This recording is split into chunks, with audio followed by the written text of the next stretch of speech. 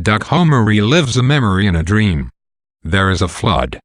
Cody and Hallie are lost. They went out to gather fruit when they knew a storm was coming, while he was in his workroom. Duck Homer simultaneously searches for his lost daughters and remembers that they have already grown up and left home. Upon waking, Duck Homer ponders the memory that inspired the dream.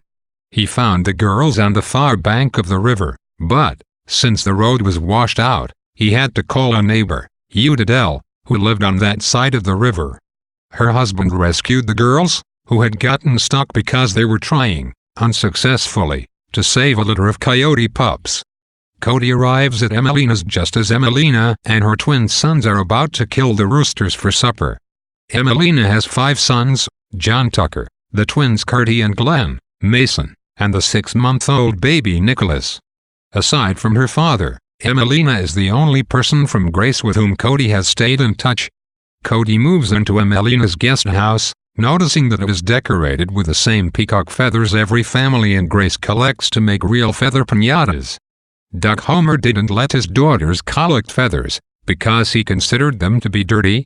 Cody feels especially strange about returning to Grace because she had left to go to college and medical school but never became a doctor.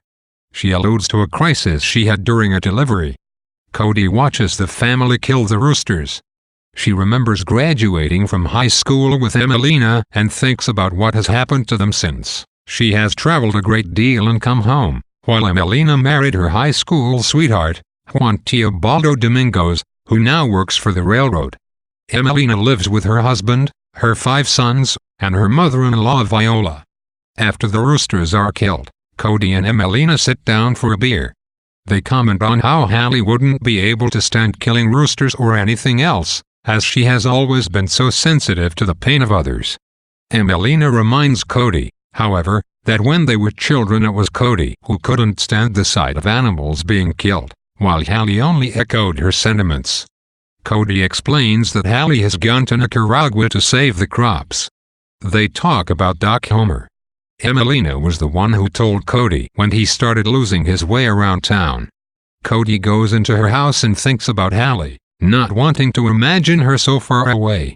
Cody feels like a drifter, while she sees her sister as the brave one who holds her together, although she remembers that it wasn't always so. She thinks about when they lived together during college.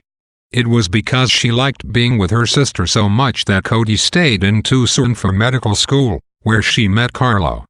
Hallie became involved with Central American refugees. Hallie and Duck Homer, Cody thinks, devote their lives to causes, while Cody believes that it is not possible to move mountains. Although here it is only a dream, Duck Homer often confuses the past and the present. His slowly advancing Alzheimer's disease makes much of his waking reality function like this dream, where past and present blend together.